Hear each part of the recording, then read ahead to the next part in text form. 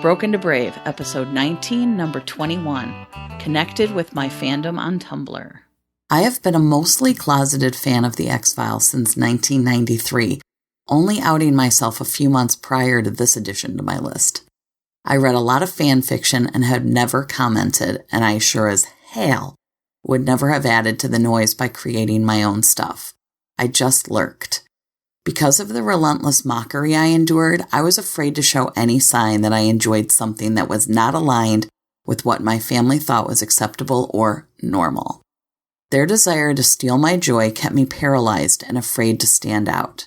In order to push through that fear, I decided to join Tumblr and gave myself an X-Files related username. Well, actually Molly did.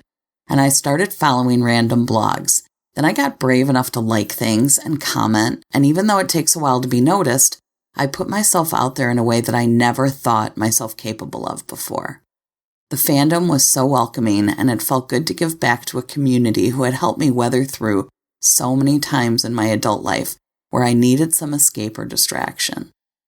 Please don't hold back what makes you light up, and don't let others' insecurities make you live a small life. Life is too short. Love what you love and let that light shine bright. Sometimes bravery is becoming a joiner. Episodes of Broken to Brave are released every Tuesday and Thursday. Thank you so much for listening and for joining me on this journey of healing and growth.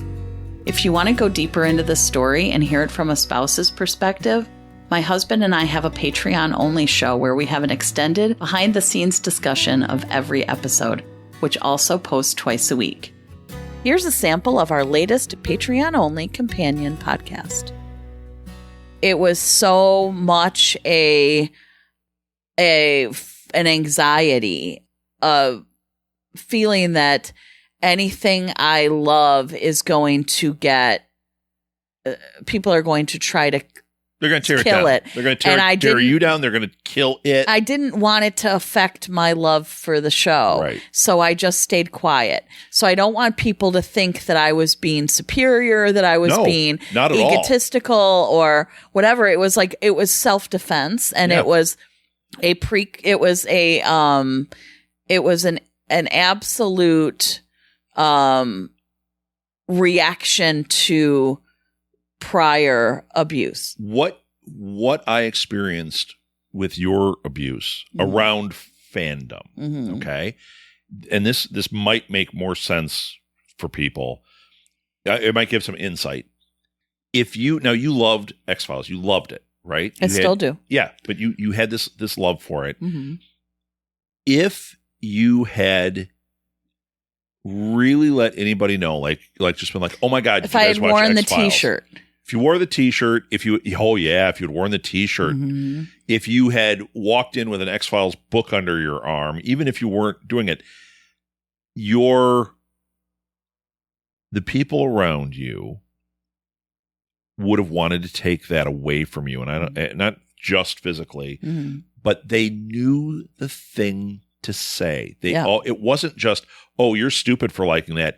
It was more insidious than that. Yes. Where when somebody mocks something that you love and they say the right thing, it takes they're stealing your joy of it, and it taints it. Yeah. That's what it does. And that's what they did. And you could love it and be like, no, but I love it. But then for the rest of your life, you think of that one time. I still remember the kid that bullied me because I wore a Star Trek T-shirt, because it was so shocking to me. I just had a shirt for Star Trek, and I liked Star Trek, and I was like 10. Why? Who wouldn't think that was cool? Oh my God! This kid was like, "Oh, dumb shirt," and it was like he said the things, and I don't even remember what he said, but it tainted that for a while. Where I was like, okay, I can't bring this to school. I can't show it at school. And it happened again to me in high school, where I was like, nope, I can't tell people I like comic books. I can't tell people I like Star Wars. I can't walk in with a Starlog magazine to read about the new Steven Spielberg movie, because even though everyone's seeing the Steven Spielberg movie and loves it, I'm going to get ridiculed, and they're going to steal that. And now the geeks are ruling the world. That's what happened to you. Right. But mine wasn't through a friend or school. Like, I wasn't worried about outside. I didn't care about people like that. It was my family. Right. But that would make it more eternal. Right. Because they don't let it go. Right. No. Once you're labeled for life. But it's, but now the geeks don't understand. Like, Comic-Cons are diverse. They're filled with strong women and characters and con-goers, and Artist Alley is now at least halfway filled with women creators. Yeah. Which never happened before. Like, when I see the changes, it's dramatic. And so for me, I was like, you know what? As part of this list, like, one of the things I need to break through is that I need to openly love what I love. Right. And, especially things that are sort of outlying, like the X-Files.